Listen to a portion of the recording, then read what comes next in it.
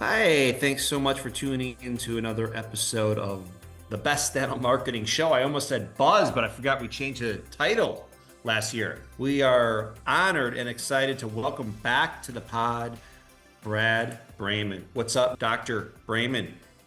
How are you? I'm well, thanks, Newman. How are you? Great. Well, thanks for coming back. We're going to talk today about routines that build revenue, small shifts, big wins for dentists. And we got a bunch of core topics to focus on today. I first want to talk about morning huddles because, that daily 10-minute alignment helps with smoother days, better case acceptance. And I know this is a huge topic that you focus on with your clients over the years. Talk to Absolutely. me about the morning huddle and how these small shifts in their huddles could be so instrumental in quantum shifts for production and results. Let me start first by saying I absolutely cannot stand meetings. Why don't I like meetings? It's because generally they are a gargantuan waste of time. People go off track, they never accomplish anything, and most of the time it's just one person babbling about something that they think is important and nobody else cares. Meetings are generally a complete waste of time. So, with that said, if I'm going to recommend that people have meetings, or I should say, and if I'm going to have a meeting of my own, you can be damn sure that it's going to be impactful and useful. Otherwise, don't waste your time. So, morning huddles, are they useful? Absolutely. Presuming that you use them correctly. So, what is a useful morning huddle? A useful morning huddle is your opportunity as the leader of your business, as the entrepreneur, to set the stage, to set the mindset of you and your team to have a kick-ass day. There's no two ways about it. So, how do you do that? Well, first of all, your team needs to participate. Second of all, you have to have an agenda, and it can't be too long because we don't have very long for a morning huddle. 10 minutes max. So we've got to have a few things in the morning huddle. We've got to have production for the day, what we're scheduled to produce today. We've got to have an update on any interesting things going on with some of our patients, like maybe they got married, maybe they had a birthday or have one coming up. We need to know some things so that we can personalize each of our guests' experience that day. Second thing we have to do is we have to know, is there any place in the schedule where we can do some same day dentistry? The third thing that we have to do is we have to understand what each person's role is today. The way I recommend people run their practice is we don't have job descriptions. If your license lets you do it, it's your job. Period, paragraph, end of discussion. So yes, doctor, that actually means that occasionally you will have to take out the trash. Because guess what? Your dental license allows you to take out the trash. So it's your job. So and then we end the huddle with someone on the team reading a very short, inspiring quote from someone or passage that they may have encountered at some time over the week. Maybe they share an Instagram video that they came across that really meant something to them, and they can share that with the team. Something inspiring. It really doesn't matter what it is, but the person reading it or the person presenting it, it has to be meaningful to them, and they have to be able to explain that meaning to the rest of the team. So, and it's good to rotate that. If each person does it, a different person does it each day. You just rotate through the team. And doctor, you are included in this. And so that keeps it short, sweet, to the point. We know how the day's going to flow, and we end it with something that has meaning. That's the important thing to end with, because it gives us a why to perform at a world-class level every day. I think it's really important that we do have a morning huddle because it gets everybody on the same page every day. Yeah. Well, that's huge. Listen, the morning huddle is really important. I think equally as important is end of day reflections. In our routines, everyone's always focused on the morning huddle. What about end of the day reflections? The 2 minutes to review the wins and misses. This boosts leadership clarity. What's your take on that? And any tweaks or additions, or how can that really improve overall performance? I think that will catapult overall performance of any group of people, probably as much or more than a morning huddle will. And Mm, I like your word reflections, PM reflections or afternoon reflections or daily reflections. Look back on the day. What did we do really well? Now, the tendency for these PM huddles or afternoon reflections, I think I'll start calling them, I like that, is to talk about what didn't go well today and how do we fix that. mm, And all that does is everybody leaves the office with this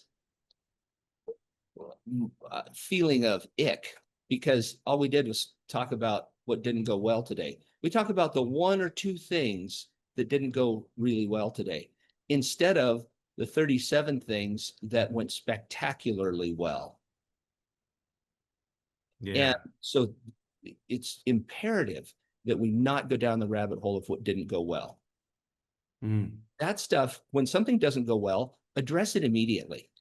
Not in front of a patient or another team member, obviously, but when something doesn't go well, you simply ask one question. What did you learn from that? yeah. And if you learn from something that didn't go well, it's fresh in your mind. What you learned from it, that too is fresh in your mind. And it changes when we focus on what we learned from it, that changes the your brain's focus on what happened. And if you don't learn from it, then we fall into Einstein's category of insanity. We just keep doing the same dumb thing over and over again. Mm, So back to the PM huddle, short, sweet, to the point. I like it when, and we did this in my office, and I really think it worked well. Um, each person shares something that went well today for them. And if more than one team member was involved in whatever it was that went well, then two people can share the same thing. That's great. They'll both have a different take on the same situation. And mm. everybody goes around what went well today. We look at our numbers. We were scheduled to produce X. We produced X plus $10,000. Great. High five, everybody. Have a nice evening. Wow. And to keep it focused on what went well. That is so critical, because I can't tell you how many times I have been part of an evening huddle, and this in my own office, same thing. Oh, well, such and such, we didn't have this room set up quite right, or whatever it was. We forgot to collect Susie's payment, or whatever it is. Well, yeah, of course, we need to rectify that. But at the end of the day, we all need to leave the office feeling like we did something impactful, meaningful, and well today. Yeah. Because how you leave the office stays with you for the rest of your evening. So if you leave the office on a high note, the rest of your evening is going to be a heck of a lot more enjoyable, and your family's going to be much more likely to want to hang out with you um, than if you leave the office talking about what didn't go well today. Yeah. Great stuff. I want to jump in there and just say that, one of the biggest things we're seeing for routines for marketing success is on a consistent basis, on a monthly basis, tracking new patient leads and Hmm. obviously tracking new patient numbers. But tracking new patient leads is the biggest addition to someone's routine that we have seen that'll impact success because I think it's a given that tracking new patient numbers is obviously going to be a huge part of the success Yeah, and agree. sources of those new patients. Was it referral, Google, Instagram, postcard, TV, whatever that, source was. And nowadays, by the way, there's around 14 plus touches someone needs to convert. So it'll probably be a plethora of sources, but if you could dig down, so you're not guessing on the marketing dollars, obviously that helps. But leads is such a big number to track because that's a really nice, healthy barometer in your marketing, the number of leads. And then you could drill down on your, pun intended, on your conversion rates of, your leads, how many people what percentage of people are you converting on your leads once they touch the office through the contact form, online scheduling, the phone call. and work on those systems with someone like you in terms of scripting and selling dentistry and talking about, insurance and all that. But we have found from a routine standpoint, when it comes to marketing, tracking those new patient leads, and then of course, new patient numbers, though those two things are the biggest differentiators. I don't know what your thoughts are on that, Brandon. I If you're not going to track new patient leads, then there's absolutely no reason, no purpose in tracking new patient numbers. Mm. It's useless because you have no reference point. And so if you're tracking new patient numbers, that's great. Well, how many leads did you get that led to that? The conversion rate that you mentioned is really huge because that tells us how well we are doing with our uh, phone calls, with our text conversations, email conversations with people. So if you're getting 100 leads in a month, we'll just make the math easy. If you're getting 100 leads in a month and you're only getting 10 new patients in a month, there might be a problem. Yeah. So if you're not tracking both, then just tracking one of them is useless. And so, okay, so let's say you're getting 10 new patients a month and you have 100 leads. Well, now we can look and see, we can record some phone calls, and this always freaks team members out. But the whole idea here is not to find something that people are doing wrong. The whole idea is find out what we can do to be more effective in our presentation when someone calls. So I think that's, yeah, I could not agree with you more. That's Yeah. It's imperative that you track leads. What about like routine? Like, what's your take on having like a part of routine, having a team, like, should they be collectively be reading a book together? Should they be aware of this, office goals and team goals, whether it's, should the whole team know about production goals and new patient goals, or is that none of the business of, assistants and hygienists? Or I don't know. How does that, what does that look like to you? The first thing that popped into my head when you said that is that if you don't have goals of your own, you are forever doomed to help others achieve theirs. Oh, well, yeah. So, yeah, if you're not getting the results you want, or you could be getting better results, Hmm. you don't have a choice but to share your goals and help your team members set their own goals for their Mm. professional and heck for their personal life. I mean, Wow. it's kind of that I love things that you could put on a bumper sticker. And if you're, see, how does this one go? If you're something to the effect of uh, without goals, it's like going on a road trip without a map. Mm. You have no idea where you're going. You just, Might be fun, but you'll never get there. it might be fun, but you'll never get there. Yeah, if you don't know where you're going, any road will get you there. I wanted to ask you about this before we wrapped up, because maybe we'll talk about this briefly now and maybe do a whole episode about this next. But, fixing dispersion with routine, right? Routine equals consistency, consistency equals patient trust. If you don't mind, touch on that for a bit. This is definitely worth an entire episode. So yeah, let's introduce it here, and then let's next time let's do a whole episode on it. So the difference between dispersion and distraction. So they both take you off your mark. They both take you away from where you're headed. So a Yeah. distraction is, ooh, squirrel, and you just take off and go do something else completely different from what you need to be maniacally focused on to achieve whatever it is you're trying to achieve. Dispersion is, it's much more insidious. It creeps in. And Mm. it's the classic example I think that comes up, and I've seen this with my clients countless times, and fortunately I've been able to help some of them avoid it. Their practice isn't delivering what they want their practice to deliver. So they'll start delving into real estate, or they'll start day trading. They'll look at some other business to purchase or start, and so it's dispersion creeps in because we're trying to better ourselves. It's not a Mm. distraction. It's something that we're doing in an effort to uh, make our situation better in some capacity, Hmm. and it's insidious. So, and the reason it's insidious is because it has the facade of potential to improve our lot, for lack of a better way to put it. And a distraction is, you know, the YouTube video or dadgum blasted social media. Those are distractions.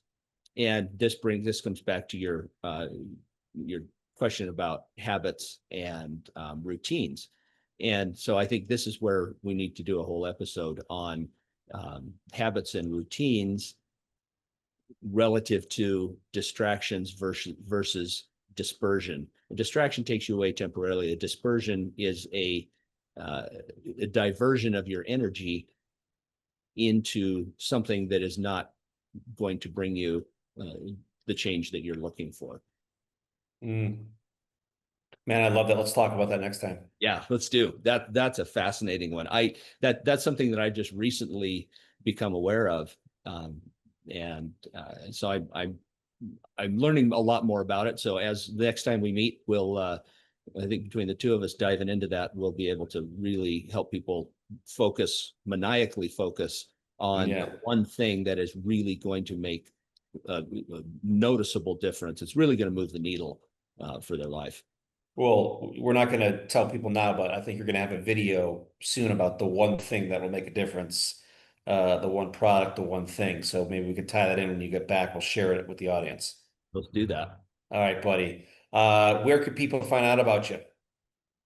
You can find out about me at www.empowereddentist. There's two D's in the middle of that, empowereddentist.com. And I have some very kind and talented people who take care of my social media for me. So Instagram, Facebook, YouTube. I'm sure you can tell I'm really not into the whole social media thing. Yeah, that's all we're doing. Yeah, we're no TikTok. It's a huge distraction for me. So yeah, it's dispersion. It's both distraction and dispersion. Double whammy. So anyway, yeah, social media, Empowered Dentist, empowereddentist.com. On all of those, there's a place you can click a link and book a call with me, complimentary. If that's something that, if you would like to take back your life, if you'd like to really live life on your terms, feel free to book a call. I'd love to chat with you, and we'll take it from there. Thanks, buddy. And thank you everyone for tuning into this episode of the Best Dental Marketing Show. And I think the Empowered Dentist show, we're going to double up this episode. And if you follow some of these recommendations, you'll without question be a wizard of buzz, and you'll be way more successful in your routines. Thanks so much, and we'll catch you in the next episode.